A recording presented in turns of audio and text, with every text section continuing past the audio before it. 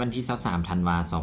2025ที่แผนกการเงินนครหลวงเวียงจันทน์ได้เปิดศูนย์ฝึกอบรมเผยแพร่แนะนำและระเบียบการคุ้มครองการเงินตราแซงผ่านทางระบบอิเล็กทรอนิกส์ให้พนักงานการเงินใน9เมืองทั่วนครหลวงเวียงจันทน์ให้เกียรติเข้าร่วมเป็นประธานโดยท่านเวียงสาลีอินทพรหมรองหัวหน้าแผนกการเงินนครหลวงเวียงจันทน์มีประธานห้องประธานคณะปกครอง9เมืองที่ขึ้นกับนครหลวงเวียงจันทน์หัวหน้าการเงินเมืองหัวหน้าสวยสากรหัวหน้าคลังเงินประจำเมืองและวิทยากรจากแขนงคุ้มครองการบัญชีเข้าร่วมทั้งหมด130ท่านโอกาสนี้ท่านเวียงสาลีอินทพรหมรองหัวหน้าแผนกการเงินนครหลวงเวียงจันทน์ได้กล่าวว่าเพื่อเป็นการเผยแพร่แนะนำระบบคุ้มครองการเงินตราแซงผ่านทางอิเล็กทรอนิกส์การนำใช้โปรแกรมระบบคุ้มครองการเงินตราแซงผ่านทางอิเล็กทรอนิกส์ให้พนักงานการเงินที่ติดพันกับการเงินตราแซงในครั้งนี้อิงตามข้อตกลงของเจ้าของนครหลวงเวียงจันทน์ว่าด้วยการรับรองเอาการคุ้มครองการเงินตราแซงฉบับเลขที่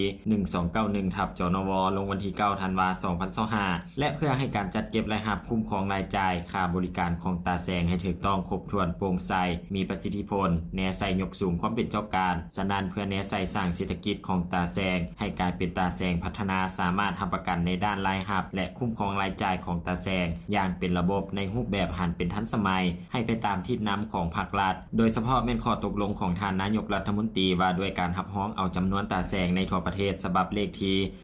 147/นยลงวันที่17พฤศจิกายน2025คำแนะนำของคณะจัดตั้งศูนย์กลางภาคเกี่ยวกับการสร้างตราแซงฉบับเลขที่